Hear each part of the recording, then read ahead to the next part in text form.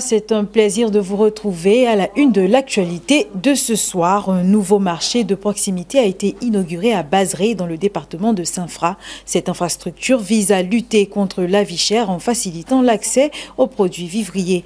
Un dialogue direct entre la justice ivoirienne et la population a été lancé. Le pôle pénal économique et financier a expliqué sa mission dans la lutte contre les flux illicites et la gendarmerie nationale renforce ses effectifs avec de nouvelles recrues. Ces jeunes éléments ont prêté serment le 9 juillet à l'école de gendarmerie d'Abidjan. À Bazré, pour ouvrir ce journal dans le département de Saint-Fra où le marché de proximité a été remis officiellement aux populations ce jeudi 10 juillet. Cette nouvelle infrastructure entre dans le cadre de la stratégie nationale de lutte contre la vie chère avec pour objectif de faciliter l'écoulement des produits vivriers. Mesmeriao.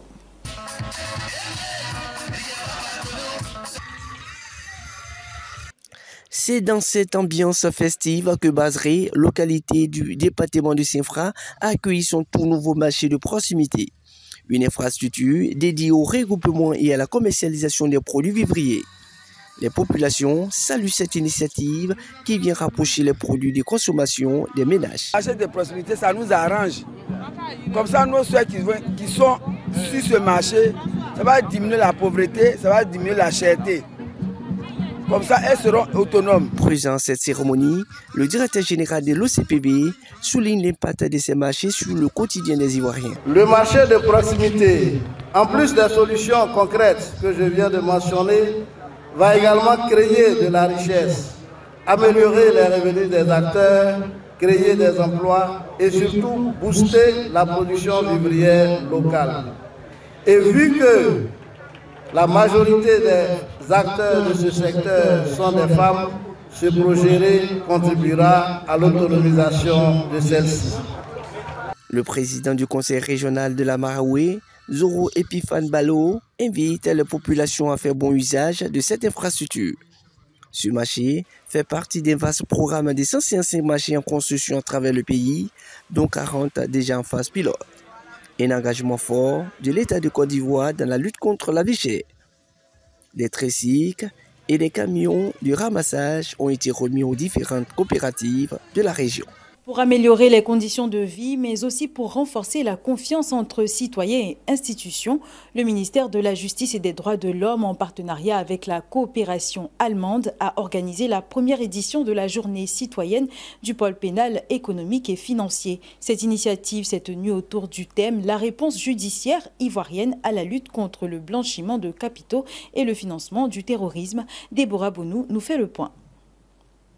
À la montée des crimes financiers et des menaces sécuritaires, la justice ivoirienne renforce sa mobilisation. C'est dans ce cadre que le ministère de la Justice, en partenariat avec la GIZ, a organisé la première journée citoyenne du pôle pénal économique et financier autour du thème « La réponse judiciaire ivoirienne à la lutte contre le blanchiment de capitaux et le financement du terrorisme ». L'événement vise à intensifier les actions judiciaires contre ces fléaux. La Côte d'Ivoire a considérablement renforcé son cadre institutionnel de lutte contre la criminalité organisée, la corruption, le blanchiment de capitaux et le financement du terrorisme. À ce jour, 1964 procédures ont été traitées,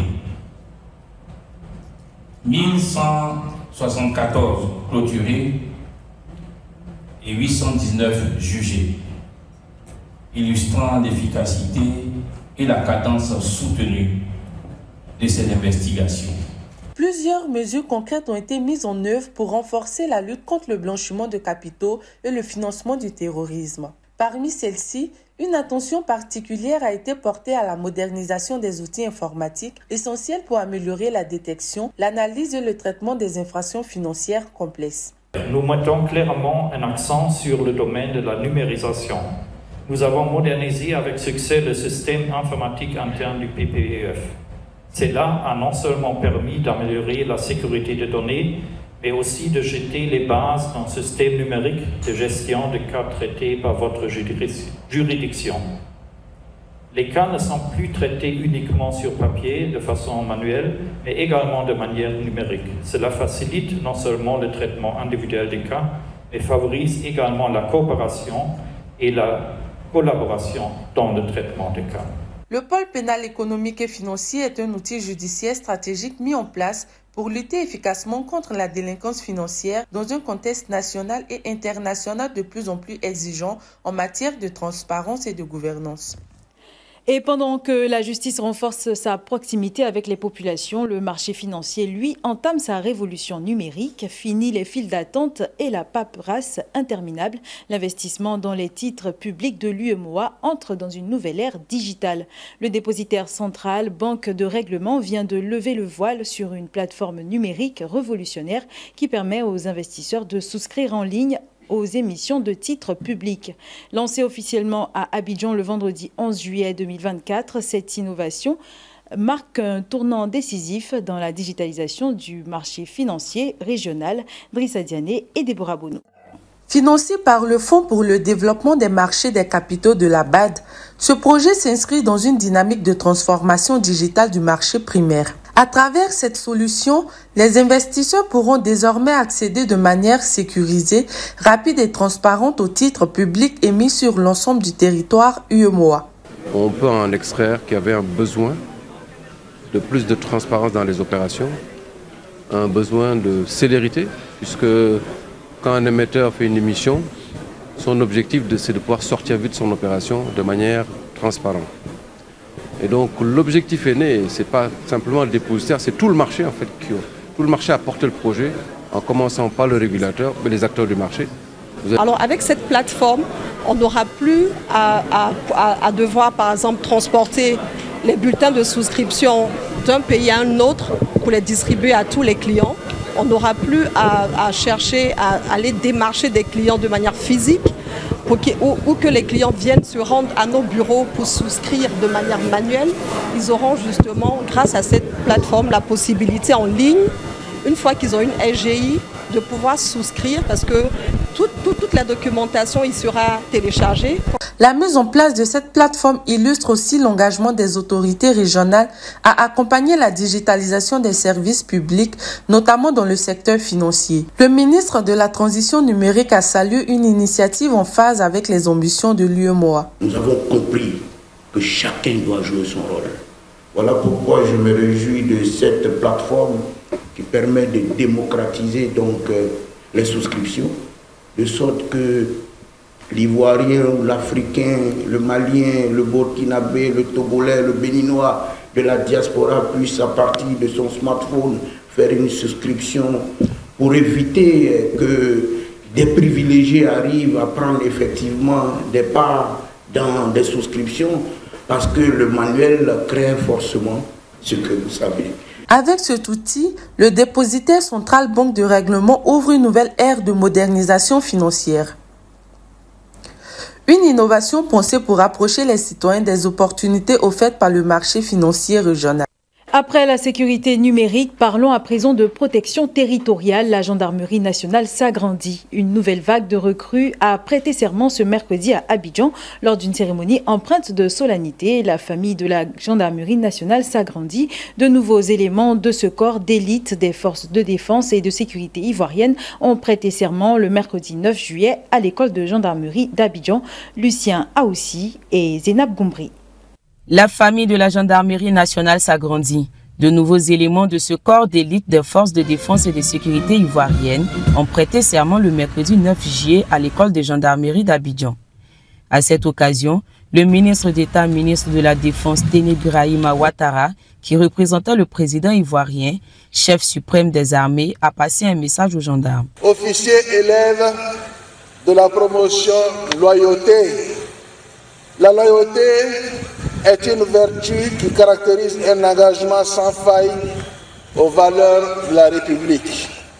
Ce nom de promotion et votre prestation de serment vous engage par conséquent à demeurer des officiers de qualité et de probité, loin des compromissions de toutes sortes. Je vous exhorte donc à compléter les belles pages de nos outils de défense en étant des modèles pour vos subordonnés et vos collègues. Le choix du ministre d'État, ministre de l'Agriculture et du Développement rural, comme parrain, colle parfaitement avec le nom de votre promotion. En effet, grand serviteur de l'État, le ministre d'État se distingue par sa loyauté constante et son engagement sans faille pour le développement de notre pays. Parmi les gendarmes qui ont prêté serment ce mercredi figurent ceux de la 49e promotion du cours d'application de la gendarmerie nationale. Cette promotion comprend 16 gendarmes venus du Gabon, de la Centrafrique, de la Guinée, du Sénégal, du Congo et du Cameroun. Baptisée Loyauté, cette promotion a pour parrain le ministre d'État, ministre de l'Agriculture, du Développement rural et de la production vivrière, Kobenan Kwasi Adjoumani. Il a exhorté ses filleuls à toujours mériter la confiance de la nation qui leur confie sa sécurité. Chers filleuls, la nation tout entière est fière de vous. Vos parents, amis et connaissances venus très nombreux pour être témoins de votre baptême et de votre engagement à l'égard de la République sont également fiers de vous. Vous avez donc le devoir de faire en sorte que la nation, la République, vos supérieurs et vos concitoyens continuent d'être toujours fiers de vous tout au long de votre parcours professionnel dans le corps de cette prestigieuse institution qu'est la Gendarmerie nationale. Ces nouveaux officiers de la gendarmerie ont suivi une formation qui a duré 1 an. Le colonel-major Alain Kinaya Kamara, commandant de l'école de gendarmerie d'Abidjan, a levé un coin du voile du contenu de leur formation. Notre engagement à assurer la formation de gendarmes professionnels et passionnés de leur mission, à savoir la protection des biens et des personnes, ainsi que la défense des institutions républicaines. Ce sont au total 1492 gendarmes, dont 1392 élèves sous-officiers de 2e année, qui constituent la 63e promotion de cette école, et 54 officiers élèves, qui constituent la 49e promotion du cours d'application de la gendarmerie nationale, qui ont prêté serment.